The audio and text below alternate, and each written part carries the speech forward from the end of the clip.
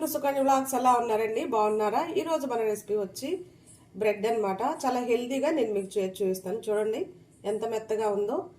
మైదా అంటే ఇబ్బంది అండి పిల్లలకి తినడానికి, పెద్దోళ్ళకైనా హెల్త్కి అంత మంచిది కాదు. కానీ మనం ఇలా గోధుమ పిండితో ఈ బ్రెడ్ చేసుకుంటే చక్కగా తినేసేయచ్చు. దీని తయారీ విధానం చూసేయండి. మనం ముందుగా ఒక బౌల్ తీసుకొని వేడి నీళ్ళు 1 కప్పు వేసుకోవాలి. దీంట్లో మీ దగ్గర ఏ కప్పు ఉంటే ఆ కప్పుతో వేసుకోండి. అలానే దీంట్లోకి ఒక 2 టేబుల్ స్పూన్ల దాకా పంచదార వేసుకుందాం. కొంచెం వేడిగా ఉన్నప్పుడు పంచదార వేసుకోవటం వల్ల నీళ్ళు అనేవి వేడిగా ఉన్నప్పుడు ఈ పంచదార వేసుకుంటే పంచదార అంతా కూడా తొందరగా కరిగిపోయింది అనమాట. మనం ఇలా కలుపుతూ దీన్ని కరిగించుకుందాం. 1 నిమిషం మనం కలిపేలేకి గోరువెచ్చగా అయిపోయింది అనమాట. ఇప్పుడు ఈ టైంలో 2 టీ స్పూన్ల డ్రై ఈస్ట్ వేసుకోవాలి. చూసారు కదా, ఇది సూపర్ మార్కెట్లో దొరుకుతుంది, లేదనుకో ఆన్లైన్లో తీసుకోవచ్చు. నేనైతే మీషో నుంచి తీసుకున్నాను. మీకు కావాలంటే కామెంట్ చేయండి, లింక్ ఇస్తాను. ఇవన్నీ బాగా ఒకసారి కలుపుదాం. ఉండలు లేకుండా ఇలా కలిపేసుకోవాలి. మనం ఇది 1 నిమిషం ఇలా కలిపేసినాక ఇలా మొద్దు గుడ్డ కప్పి ఒక 15 నిమిషాల దాకా దీన్ని పక్కన ఉంచుకుందాం.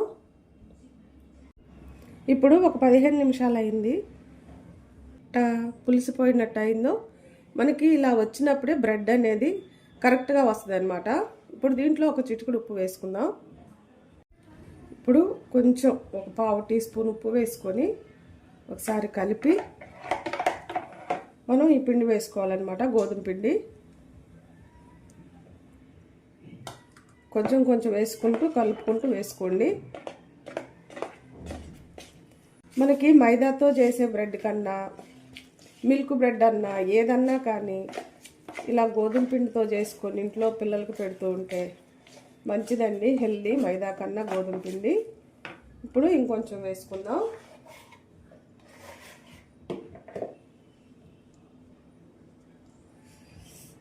ఇదంతా కూడా బాగా కలుపుదాం. మనం మరీ గట్టిగా మనం చపాతీ పిండి కలుపుతాం చూడండి, అలా కలపకూడదు. కొంచెం మెత్తగా కలుపుకోవాలి. మనం ఇలా గంటెతో కలుపుకున్నాక ఇదంతా తీసుకొని మనం చేత్తో ఒత్తుకోవాలన్నమాట బాగా. చూడండి ఇలా. మీకు కొంచెం పిండి పట్టినా వేసుకోవచ్చు, లేదా పిండి కొంచెం జోరైందన్నా వేసుకోవచ్చు. పిండి గట్టిగా ఉందనుకో కొంచెం నీళ్ళు వేసుకోవచ్చు. చూడండి పిండి ఇలా ఉండాలన్నమాట. ఇలా ఇంకా ఇంతకన్నా గట్టిగా ఉండకూడదు. ఇప్పుడు ఈ ముద్దని బాగా ఒకసారి ఇలా అనేసి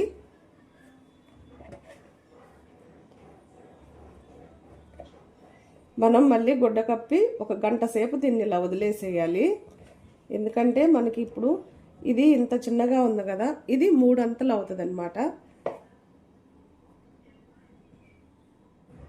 ఇక దీని మీద నూనె లాంటిది ఏం కూడా వేయక్కర్లేదు. ఇలా గుడ్డ కప్పినాక మనం గాలి తగలిన ప్లేస్లో 1 గంట సేపు ఉంచుదాం. ఇప్పుడు మనం పిండి కలిపి పెట్టి 1 గంట అయింది. చూడండి ఎలా పొంగిందో. ఇలా పొంగినప్పుడు మనకి బ్రెడ్ అనేది చాలా బాగా వస్తుంది అనమాట. ఇప్పుడు దీన్ని మళ్ళీ కలుపుకుందాం. ఇప్పుడు దీంట్లో కొంచెం బటర్ వేసుకుందాం. చూసారు కదా, ఇది దీన్ని ఇలా వేసుకొని బాగా కలపాలి. ఇదంతా కూడా మనం దీని మీద కానీ, బండ మీద కానీ, లేదంటే పీట మీద కానీ వేసుకొని మొత్తం కూడా బాగా ముద్దలాగా కలుపుకోవాలన్నమాట. రూమ్ టెంపరేచర్లో ఉన్న బటర్ వేసుకోండి, మనకు కలపడానికి ఈజీగా ఉంటుంది అనమాట. ఇలా మనం బాగా ఇలా కలుపుకోవాలన్నమాట గట్టిగా. మనం ముందు తీసుకున్నప్పుడు కొంచెం అంటుకున్నట్టు అట్లా ఉంటుంది, కానీ బటర్ వేసినాక చక్కగా ఇలా సెట్ అయిపోతుంది. ఇలా ఒక 10 నిమిషాల దాకా మనం ఇలా చేసినాక బ్రెడ్ అనేది రెడీ చేసుకోవాలి. ఇలా అంతా ఇలా లోపలికి అనుకోండి ఎక్కువ శాతం. ఇలా ఇది చూసారు కదా, ఇలా. ఇప్పుడు దీన్ని ఇలా పలసగా సెట్ చేసుకుందాం. మనం ఇంత ఇలా రుద్దుకున్నాక చేత్తో ఇలా మడుచుకోవాలన్నమాట. చూడండి ఇలా కొంచెం చేతికి నూనె కానీ బటర్ కానీ రాసుకుంటూ ఇలా మనం ఇలా పొడవుగా ముడుచుకున్నాక ఈ జాయింట్ ఉంటుంది కదా, చక్కగా ఇలా నొక్కుకోండి జాయింట్ని, ఎందుకంటే ఇర్లిపోకుండా ఉంటుంది అన్నమాట. ఇలా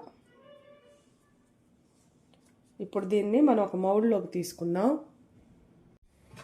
నేను ఈ బ్రెడ్ మౌల్డ్కి ఇలా ముందుగానే బటర్ రాసి పెట్టుకున్నాను. ఇప్పుడు దీంట్లో ఇది పెడదాం.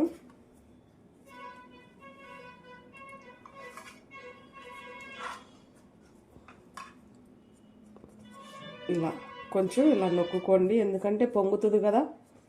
ఇలా పలుసగా ఇలా పెట్టేసేయండి. చూడండి ఇలా.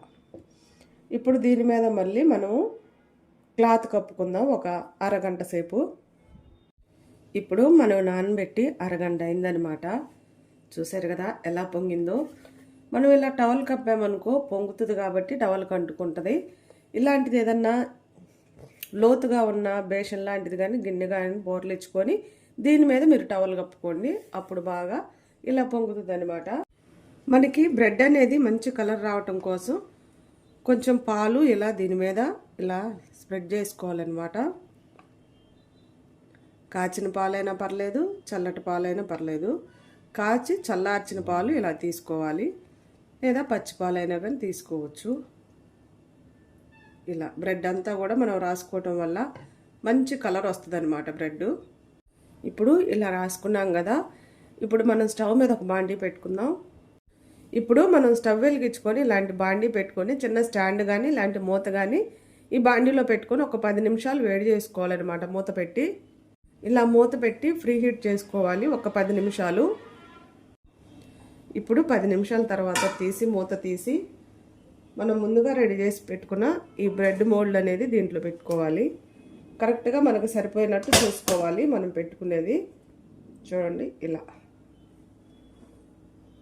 మనము ఈ బ్రెడ్ పెట్టడానికి ఇంత పొడవు ఉంది కదా, ఇది దీనికి తగ్గది మనం సెట్ చేసుకోవాలన్నమాట. బాండీ అయినా ఇంకా లేదా ఏదన్నా పెద్ద డేషా లాంటిదైనా ఇలా చేసుకోవాలి. ఇప్పుడు దీని మీద మూత పెట్టి మనం మీడియం మంట మీద 35 నిమిషాల దాకా దీన్ని ఉడికించుకుందాం. మనకి ఉడికింది లేదు తెలియాలంటే ఇట్లా పుల్ల కూర్చున్నప్పుడు మనకి ఏమీ అంటుకోకుండా రావాలి ఇలా నీట్గా. చూసారు కదా. ఇప్పుడు దీన్ని బయటకు తీసుకుందాం. మనం ఇలా బయటకు తీసినాక వేడి మీద ఉన్నప్పుడే ఇదంతా కూడా బటర్ ఇలా అప్లై చేయాలన్నమాట. ఎందుకంటే ఈ బ్రెడ్ అనేది మంచి షైనింగ్గా ఉంటుంది. చూసారా ఇలా మొత్తం కూడా బ్రెడ్ అంతా ఇలా అప్లై చేయాలి. ఇప్పుడు ఇలా చేసినాక మళ్ళీ ఇది చల్లగా అయిందాక టవల్ని కొంచెం తడుపుకొని మళ్ళీ దీని మీద కప్పి ఒక 10 నిమిషాలు 15 నిమిషాలు పక్కన ఉంచాలి. చూసారా ఎంత మెత్తగా ఉందో. ఇప్పుడు దీన్ని ప్లేట్లోకి తీసుకుందాం. మనం ఈ బ్రెడ్ని సన్న సన్న ముక్కలుగా కట్ చేసుకుందాం. మన బ్రెడ్ అయితే రెడీ అయిపోయింది. ప్లేట్లో కూడా తీసుకున్నాం. హెల్దీ బ్రెడ్ అనమాట, గోధుమ పిండితో చేసాం కాబట్టి. ఈ మధ్యకాలంలో మనకి ఈ బ్రెడ్ అనేది కామన్ అయిపోయింది తినడానికి, పిల్లలకైనా పెద్దలకైనా. కానీ పూర్వకాలంలో జ్వరం వస్తేనే అలా తినేవాళ్ళు.